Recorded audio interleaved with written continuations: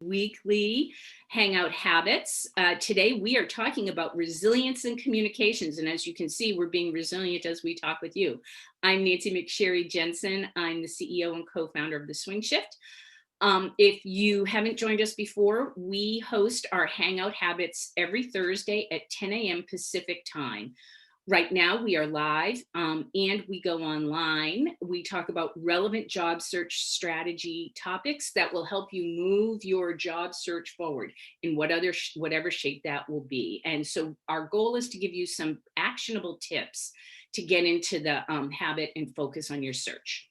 We also have the opportunity to do some networking and breakouts. So we're really excited to talk today. Before that, we want to give you the heads up on a couple of things that are coming. First, we have additional programs. We've got an accountability program, which is a 6-week program, and it walks you through everything from a little bit of discernment to negotiation and interview prep. We'll be running another one in the winter. If that's something that you feel that you need to help you move your job search forward, and we know that for many people, having someone to answer to helps, take a look at our winter cohort. We've got a couple of workshops coming up. One, interviews for the modern job search, featuring women's career advocate Chelsea Cooper, is coming up on, I believe it's December 2nd. So you want to take a look at our website, sign up for that. We have some video on demand workshops, one from Blueprint about LinkedIn and personal brand. If that's something that you want to take a look at, it's a great overview, and they've got some wonderful insights. And then coming soon, we have our own Back to Business e-course and book. So those are coming up. Next week, we're going to talk about the 5 types of career changes and how to start. And this is with Alia Tillman-Kitwana, who is the founder of Little Black Buddha, where she wrote a wonderful post a couple of months ago. And Sarah jumped right on that and said, we would love to have you come and talk with our community. The week after that, we have Jen Gile from F5 Networks coming in. So if you're not on there already, join our community and check us out on social. But today, we've got Katie Hall, and I want to tell you a little bit about Katie, and then we're going to have a little conversation. So she founded her communications firm, Katie Hall Communications, in 2015. She is incredibly impactful across both corporate and government sectors, and her work is focused on public relations, storytelling, and organizational development. She also co-founded the Katie Hall Foundation in that same year. And in that, guys, she's been impactful across the corporate and private sector and community at large as a support for people who need additional assistance in terms of getting up and out on their careers. Katie and her team have been invited to the White House. They have received over 20 proclamations. They've guided 60 students through an experiential internship for producing the 3 Women on the Rise conferences, as well as 4 Women's History Month conferences. KD is a member of the Washington State Women's Task Force, and we are delighted to have her here today. So Katie, it's great to see you. I would like to know, and I think a lot of people would, in this climate, having the ability to be flexible and resilient in your communications is really important. And I'm wondering if you can talk about that both from your professional and your personal experience. Yes, thank you so much for having me in your hangout. I hope you all are having a wonderful morning. I'm so happy to be here with you all, especially as we talk about resiliency in communications. And Nancy, thank you so much for even talking about just how we started. And I think the way our business started, it started in a resilient moment. I remember being 5 months pregnant with my oldest daughter. I was a top performer. I worked for University of Phoenix, and I worked in their external relations. And in 2014, they laid off over 70% of our workforce across the nation. Oh my God. And I was one of those people that was laid off. So it was like the weirdest feeling ever in the world. I got a bonus, a severance package, and good luck. Oh my God. And so in that moment, we already started our business maybe a year prior to that, but we weren't really serious about it. It was just like great to have an LLC. And I was just doing things at no cost. But in that moment of being 5, 6 months pregnant with your very first child and living in Seattle, where it's so expensive, we had to think of something quickly. My husband was working at Mm, Bellevue College at the time. And so we started the business and we just went out there and we got a lot of no's. And every time we got those no's, I remember the one thing I would ask individuals is, can you tell me why not us? Or, what are those areas do you think that I can really be able to tweak? Or what are you not hearing in my right. marketing that's preventing me from being able to get this contract with you? And I would say too, even when you hear no, we all know that and we hear it, but truly don't give up. One of our biggest supporters right now is Swedish Hospital, and Mhm. they were the first, the second, the third, and the fourth person to tell us no year over year for the first 4 years. They said, we don't think you're ready. We don't think that your programs are, strong enough for us to be able to support with funding. We want to see if you're going to stick with it. And now they're our largest supporter, and we were just recently named the number one educational nonprofit in the state of Washington from Swedish. Oh Um, my gosh. So, yeah. Sheila, I have a question for you. I think many, especially a lot of the people that we work with, they are either getting back to it after a little bit of a break, or like you, they've been laid off and they're like, oh, or they can't do the job they were doing before. 1 in 4 American women are stepping back from their traditional role, their work role right now, and trying to put something else together. When for most of us, when someone says no, I think our instinct is to kind of go, oh, okay, thanks, bye. So can you give folks an idea of how you regroup and move forward? Because I think it's very savvy to say, well, could you tell me why not now? But I mean, like inside, did you feel like, oh, I just want to go Oh, home? yeah, the first time, I actually was upset, and I probably said way more than that. I probably left and called my husband on the phone and said, "Screw them, they're full of Yeah. crap," and blah blah blah. And so I did that too. I'm not gonna lie to you. I might have had a bottle of wine doing that as well. Yes. But the one thing that I love about Homer Simpson, and I know this might sound so silly, but Homer Simpson can keep getting hit and he keeps getting back up. I mean, Mhm. even just like the whole cartoon phenomenon of it, I think that you definitely need to dwell if you need to, but then there's a certain point where you have to say, okay, let me get my ego and let me take it and put it aside for a second.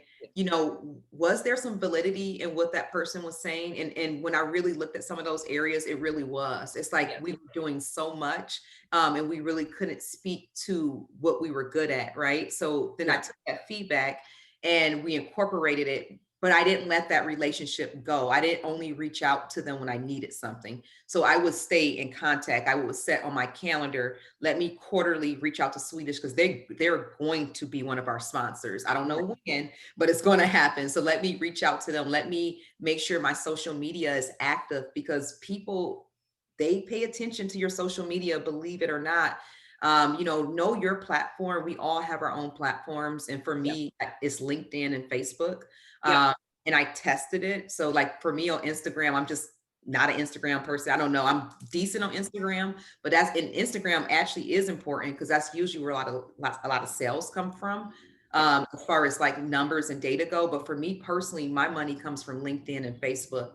So when I'm speaking to LinkedIn, I speak to my target audience on LinkedIn. Like I pay attention to who's on my page, and I usually look at the holes. And in my case, I became a crisis manager out of COVID.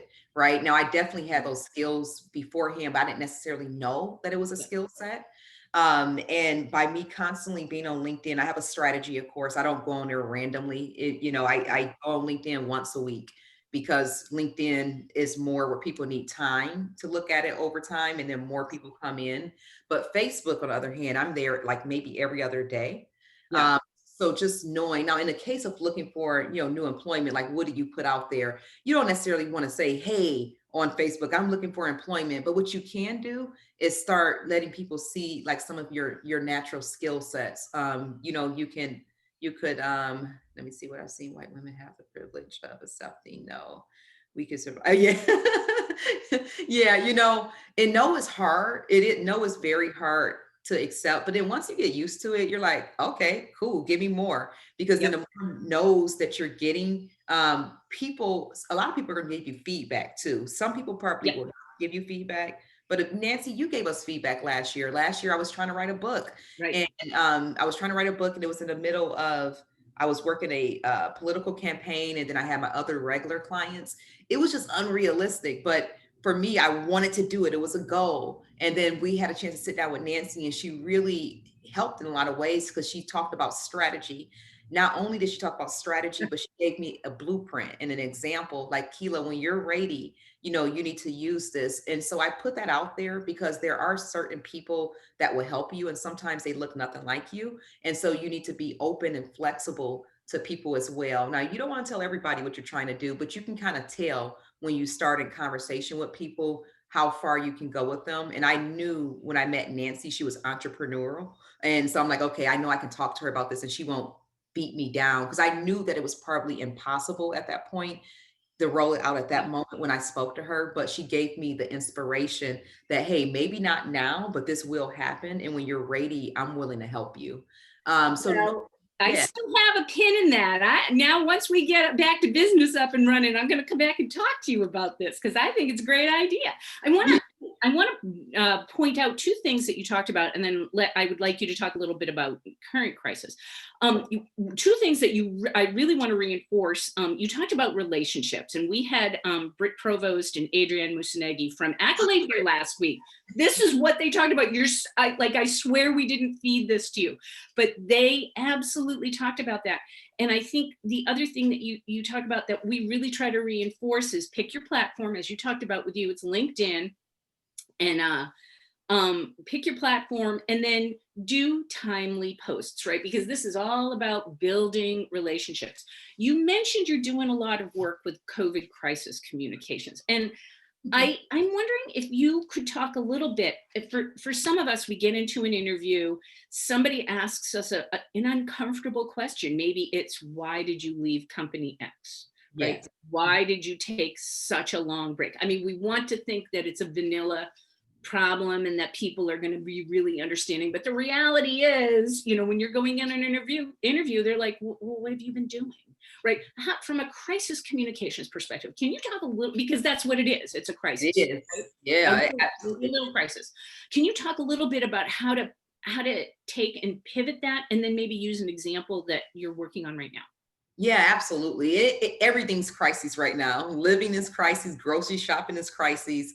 Everything is. I teach at UW, and they have us go through this whole COVID.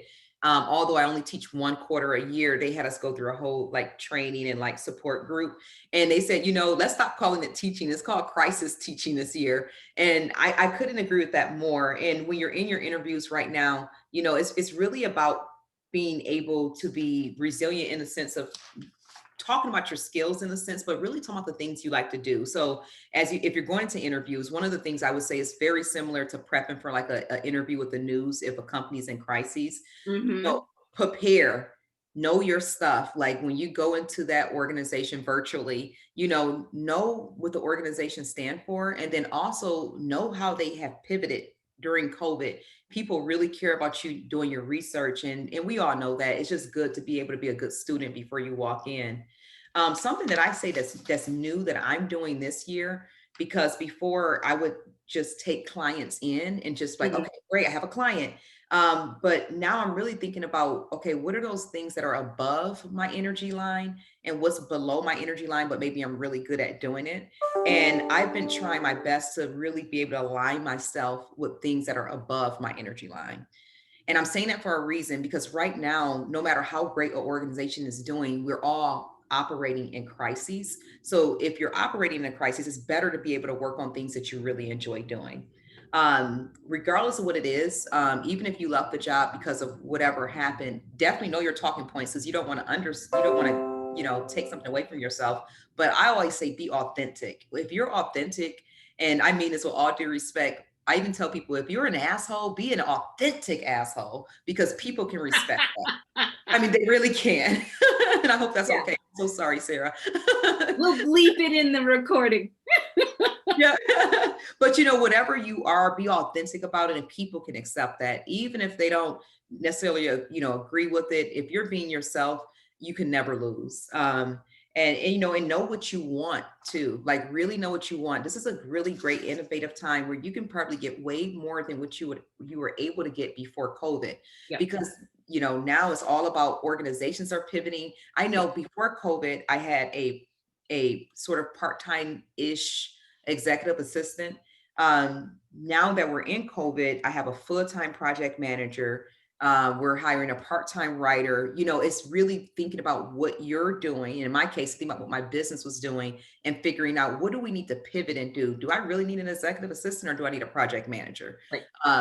So just really knowing yourself and being able to really pivot those skills and think about your 1, 2, 3 punch, Yep. when you're in those interviews. Yeah. The 1, 2, 3 punch, I think that's a really great way to think about this, because I mean, for many of us, we're going in and we're talking with people and they're saying, so, you know, why do you want to be here? When you work with clients, I mean, do you have them go ad hoc or do they rehearse? I know the answer, but I'm asking it. Yeah, they rehearse.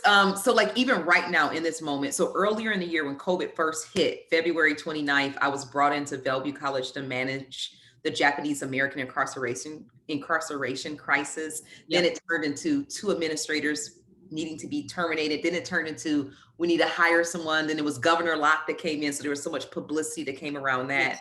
And then the most current crisis that I'm working with right now is the Sean Kemp cannabis. You guys may have heard about. There's a lot of news Yes. around it right now. Yep. And so what I told them is, look, some people are gonna, like what you're doing. Some people aren't gonna like what you're doing. But the same thing I'm telling you guys, like we have to get in front of the story. So in this case, you want to get in front of the person who you're interviewing with and let them know what you bring to the table. In this case, because the narrative is already out there and we really can't control it, we need to get in front of it and we need to be authentic. And so that's what the authentic part. So Right. we will be on King 5 tonight. So if you want to watch, we'll be on at 4 o'clock.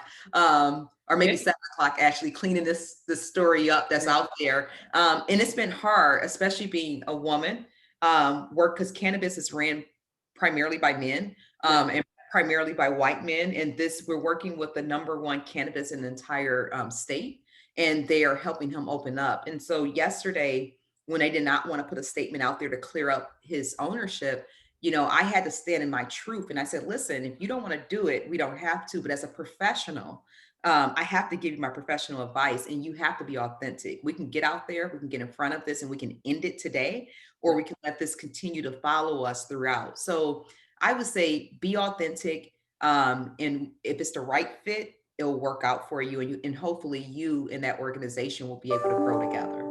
Yeah. So, and I love that your guidance about get in front of the narrative Yes. whenever you can. So I think for many of us, we know what our story is. And then there's you touched on this. So I'd love to talk a little more about this, about your social media footprint, right? Your social media, Sarah talks about this a lot. It tells a story about you. And maybe it's the story you want told, and maybe it isn't. For you, you've mentioned you use Facebook and LinkedIn.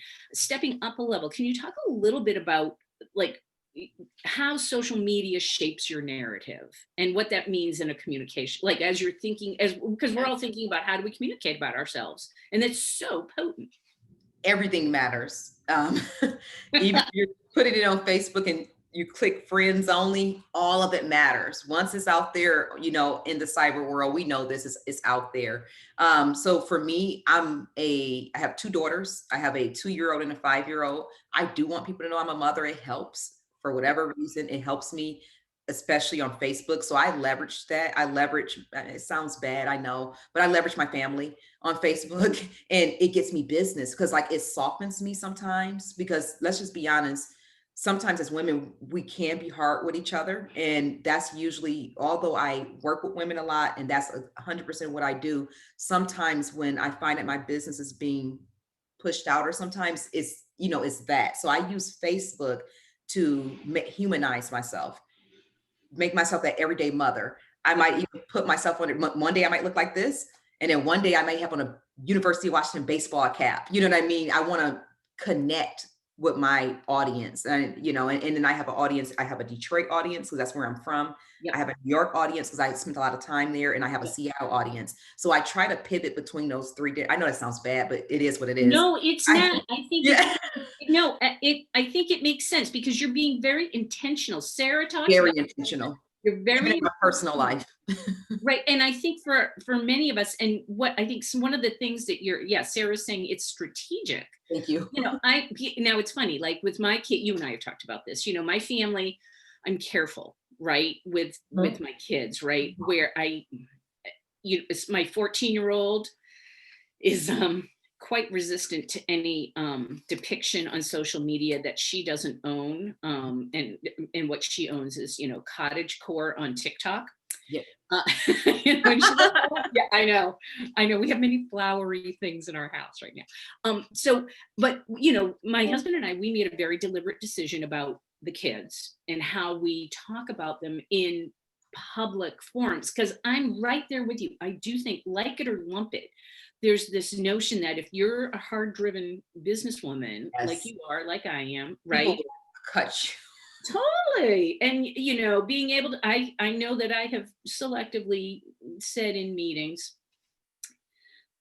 I'm a mother of two. We're a multiracial family, right? I have two goddaughters, right, who are in California. So I've got four, all of a sudden. And people, it gives them a second look. And I do think that it helps enrich and humanize you. I think it's interesting that, and I don't want to go down this path because I want to talk more about career stuff, but guys don't have to do that for the most part. But we do, at least for the little while. And I just it, I think that my meta point is you want to be deliberate and intentional about it. Yep, intentional Right? and authentic to yourself. You know what I Yep. mean? Because another thing too, sometimes having young kids can also prevent you from getting opportunities. That has happened to me a lot. Yes. And so, like for example, even with the Sean Kemp cannabis, they're like, "Oh, well, we Hmm. understand you got kids." I say, "I have a full-time nanny, Hmm. so I do have kids, but like Yep. if I was my husband, like don't come at me like that. Like Yep. that's taken care of. I'm here for business right now. Let's handle it. Like I got my kids handled. I don't need you asking about the kids. You know what I mean? But it's like but it's still a balance. It's you got to balance it out. But then LinkedIn, I just try to stay very inspirational, Yep. positive about like what's happening in the community. I personally try to make sure that I'm putting a post out there for all for me. My thing is women, so all women. Yep. I also try to put out something for Black women because I am Black. And then Yep. I also think about our market here, Asian women. And then I Yep. don't want to forget about white women because I feel like sometimes what's all happening right now, like where is so much division being created. And Yep. that's not what I personally stand for. And I have a track record to show that. So I stay true to that. Yep. I did find myself in April or May getting caught up in everything that was happening. And I had to check myself, and I took myself off of my foundation's social media and just let my social media manager handle it because I didn't want my personal feelings to impact the brand that we built for our foundation. I think that's very insightful because we all have, issues that we're particularly passionate about. And, I mean, my family, we are a United Nations. We got a little bit of everything in my house. And my husband is very vocal on social and about political and racial issues, and I am not. All right. And that's a very deliberate, and it's a very deliberate play.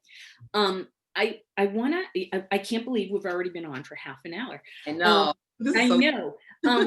I think one last thing that I would like to have you maybe talk about is, can you talk about a time in your own career where you went in and you were in an interview, whether it's for a job or you were talking to the press, someone hit you with a question that you absolutely weren't ready for, and how do you parry that? Because I think for many of us, we're going into these interviews, even when you prepare, they throw you a curve and you're like, oh, what do I do?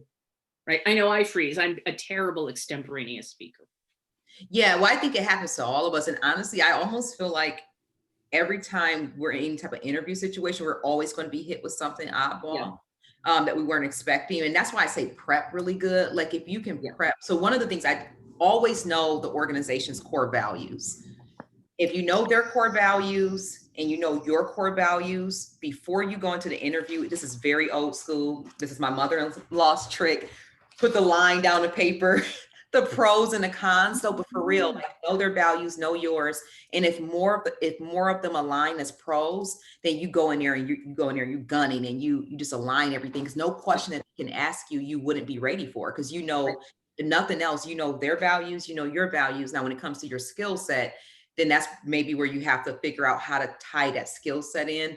But for Right. me personally, in my mind, I always think situation, behavior, outcome, SBO, Hmm. situation, behavior, outcome, and everything. And then if you know their core values and you know your own, you can't lose. And Right. you know, hey, ask that question again. I want to make sure I understood you correctly.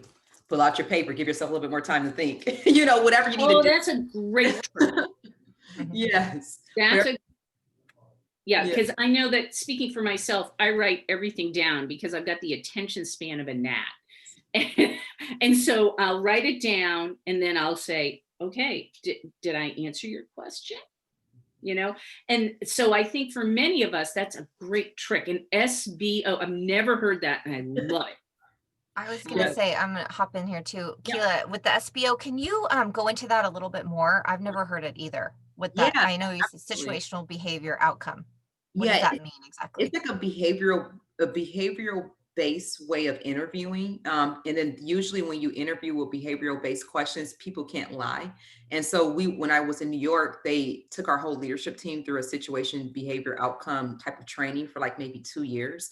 And that's just how we interviewed. And then if you talk about the situation, so like if somebody asks you a question like, hey, Keela, talk about a time where you tried your question you just asked, where you weren't prepared for a question that came out to you, how did you go about handling it? Then I would share the situation like in real life. Sean Kemp Cannabis right now, I'm working with them as their crisis manager. And I came in after the crisis already happened. The PR team put out a bad press release, and so then I was hired to clean it up. So the behaviors that I use, I went in listening right away. I did my research before going in listening. I saw what was happening on social media. I put some media reports so I could be really informed. Then I went in to be able to understand what the people was seeing and hearing. I also, another behavior I exhibited is showing partnership with Sean Kemp. He's a big name. So I let him do his interviews and I was just listening to hear what he did well at. And then afterwards, I talked to him about what he did well, and this was something he wanted to stay away from. And then I provided him talking points. So the outcome was when he did his next interview with TMZ, he was better prepared. He had an amazing interview, and TMZ want him to come back next week. So that is kind of like a situation. You know, we walked into a really bad crisis. The behavior, we use active listening. We use collaboration skills by listening in, asking questions. We did research, which shows that we really know our client. And then the outcome was we had a much better interview with TMZ. Awesome. That's very relatable to a job interview as well. Yes, Oh, very All of good. that is, yeah. And then what I'll do, I have to look, but I'll send the book. There's a book with this format, and I think it's great for anybody if you're looking for work or not. Even just dealing with family. I usually treat my kids this way. But yeah, I'll get that book. I'll send over the name to it. oh, that would be great. Yeah, because I think, speaking for myself, I mean, any additional tool that you can put in your belt as you're going in to have these final, to have these conversations, especially when you're in the final stages. I think for many of us, that's when it really, the pedals to the metal. It's easy informationally. You're talking, I'm like, oh, Killer, tell me about communications. Tell me about your career. Tell me what Sean Kemp really liked, right? Right? But when you're like trying to nail that job or you're trying to nail that talking point, it gets a little finer point on it. Um, as a final question, and this sounds so trite, but I really want to know, what's the one piece of advice you have for people as they're thinking about their communications in this current climate, right? Keeping resilience as the top line point. What's your final piece of advice for folks, particularly who are looking to come back after a break or are looking to switch roles? Yeah, in some ways, we're all kind of coming back after a break with this whole COVID thing. The first thing I would say is before you go in, like, you got to check yourself, because right now we all have some different feelings that might just be surfacing just because of the time that we're in.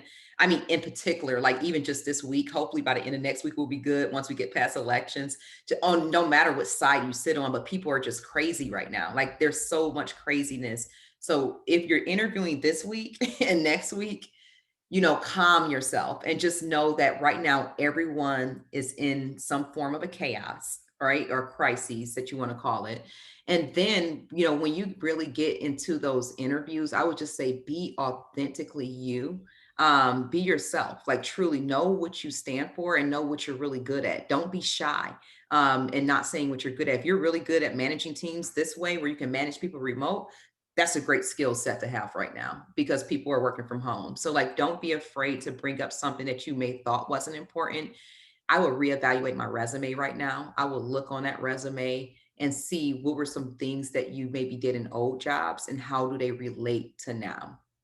And that's funny. That's guidance that we've been getting actually from a lot of tech firms, is they're saying, we'll skill you up, but how do you work remotely? What are your communication skills like? What are your people skills like? Sarah, I know this is kind of a bonus final. Sarah, you had a question about social. I did, yes. So, Keela, we have a lot of people that are trying to figure out the best way to start becoming engaged on social media and active, and unsure where to start because they don't want to do the wrong thing and they're worried about it. And what is your advice on that to just get people started? Like, is there a low barrier that you see for social media? And so we're talking personal social media, right? Yeah, personal social media for their personal brand. Yeah. I would say, the place to start, in my opinion, especially if it's work related, is LinkedIn. Like you can't go wrong with LinkedIn. Like LinkedIn, everybody's there. There's companies there. As a matter of fact, even with one of my other clients, we needed to get a contact at King 5 that wasn't a reporter. We needed somebody in the business room. And I found her on LinkedIn. I just went to LinkedIn. I looked up King 5 and I looked up, okay, who is this particular role I'm looking for? And she popped up and she responded back to me. Now I have her email, her phone number, have spoken with her twice, all from LinkedIn. I think if it's about money, jobs, opportunities, LinkedIn is where to start. And then Facebook is kind of cool too, because most businesses are on Facebook, but LinkedIn hands down. Awesome. Thank you. All right. Engage. Don't just set up a LinkedIn account. You got to engage, get a strategy, get on there at least once a week. Like every 5 days is healthy to be on LinkedIn posting. Yeah. I think you And mentioned do it and by engaging, you're liking other people's posts, you're sharing stuff, your things that are relevant to your industry. Again, I love that you said, I always think about who I'm talking to, because that is my biggest point, is always think about your audience. Evolve your LinkedIn profile, your headline, everything depending on who your audience is, because it will change. Right now, if you're job searching, it could be hiring managers, recruiters. If you currently have a job, maybe it's industry thought leaders. But yes, making sure that you're just present and there and within people's feeds. And so, is there anything else beyond sharing and liking and things like that that you do that could be Yeah. helpful? Can I share my screen real quick? You should be able to. Let me. Okay. I want to see if you've You got should be able to. Camp as your screensaver. No. I was trying to find you. Oh, we're on Zoom, right? Yep, there you go. Okay. Oh, that's us. Oh, I see a screensaver. Okay. So and keep in mind, my LinkedIn is being worked on right now as we speak. But I would say a few things. Your picture, make sure that whatever your picture is on LinkedIn, and especially if you're out there, like try to make it match on LinkedIn and Facebook. But I do think it's important to update pictures. I know it's simple, but updating your picture is so important, especially as time goes on, as we change our hair, as we change who we are. We want people to go to our page and be able to know that, hey, this looks like this person that I'm speaking to. And then as far as activity, I mean, I'm pretty active because I'm communications. I have to be active. Right. But I post, even with that though, I post every 5 days. I do not post on my page all the time, because if you do that, it doesn't come off right, and you start to like flood people's boxes on LinkedIn. And then what I notice is that your LinkedIn engagement grows the longer it's on there. Yeah. people start to engage with it more. But if you have so many, then they'll keep missing them. And I remember in 2014, when I worked at that job I got laid off at, I had 300 followers, and or whatever you call them, 300 Yep. people that engages with you. And now I'm up to like 3,500, I think. And I actively made that a action item for me, because in order for me to do, so 3,200, in order for me to do the type of work that I do, I need to be engaged with people across the state. So I actively, when I, pre-COVID, when I meet with people, we pull out our phones and we LinkedIn together. That way we can make sure that we're always stay connected. And sometimes you may meet somebody and then something may come up years later, but because you're connecting on LinkedIn and they're following, seeing that you're active, they may come to you for opportunities. Yep. Yep. So That's great guidance. Yep. That's great guidance. Yeah, thank you all so much. It was so great to spend this morning with you. It's been such a chaotic week and a chaotic morning. Yes. But this was so nice to be able to breathe and just talk. So thank you. Oh, well, Katie, thank you again. You can, we'll post this on our community page, along with links to Katie Hall Communications and the Katie Hall Foundation.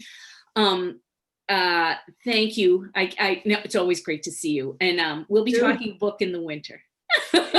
And speaking of, we are looking for a part-time content writer right now. So if you all know of anyone, please send it to us. We absolutely need a part-time strategic content writer.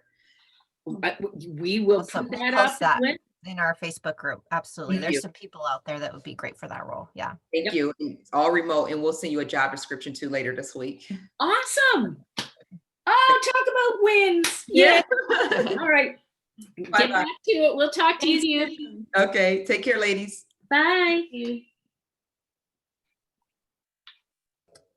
Okay. I love talking to Katie. I know, she's awesome. That SBO Thank you everyone technique for is joining really us helpful. today. What was that, Michelle? Sorry. Oh, it's just chiming in that SBO, the situation behavior outcome. I can see how that's a really useful framework for interview answers. Absolutely. That's money. Yeah. Absolutely. So would you guys like to be put into breakout rooms today, or does everyone need to raise your hand if you're going to stick around or if you have to head out? Are you going to stick around? Okay. No. Okay, we have a couple. We'll go ahead and do them, and whoever's there, great. And if not, we'll see you next week. All right. Well, I know.